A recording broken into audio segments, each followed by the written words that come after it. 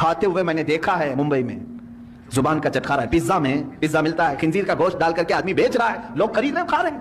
Pizza खाने वाले लोगों के बारे में मुफ्ती सलमान अज़हरी साहब ने थोड़ी सी बात नसीहत की है। पिज़्ज़ा बहुत बड़ी तादाद में आजकल तो इसका कल्चर बनता चला जा रहा है।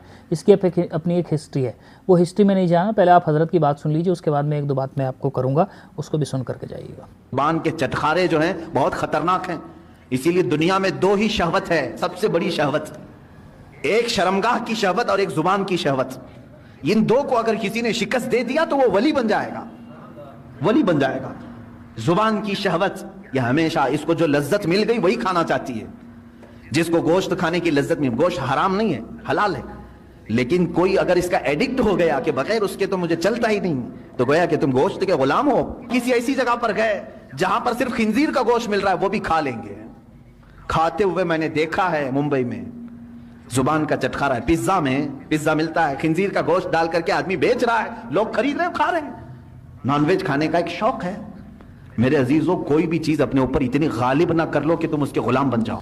अल्लाह रहम फरमाए। देखो मैं एक बात आपको बता दूं, पिज़्ज़ा अगर वो खिंजीर के साथ में बन रहा है, मतलब सूअर के मांस के साथ में बन रहा है, तो सूअर के मांस को खाना हमारी शरीयत के मुताबिक तो है हराम।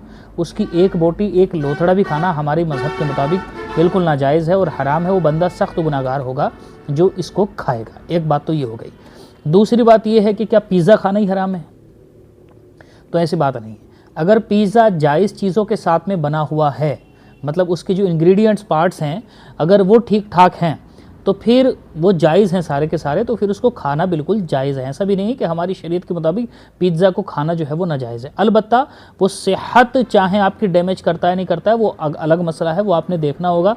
और आप कितनी क्वांटिटी में खाते हैं, ये सारी बातें उस पर डिपेंड करेंगी। और आप कितना खाते हैं, किस तरह का खाते हैं, किस तरह का बना हुआ खाते हैं, किस तरह से तला हुआ खाते हैं, कितना पुराना खाते हैं, कितना ताज़ा खाते हैं, तो वो सारी चीज़ें जो है वो मैटर करेंगी। अलबत्ता अगर उसके अंदर चीज़ें जायज़ हैं खाने पीने के लिहाज से, तो उसका खाना जायज़ होगा। लेकिन अगर उसके अंदर इस तरह की चीज़ें मिली हुई हैं जो हज़रत ने बताया, जो जाहिर सी बात है कुछ पर्टिकुलर ऐसे पिज़्ज़ा होंगे जो नॉनवेज टाइप के, कि जिसके अंदर ये खिंजीर वगैरह का मांस भी आता होगा।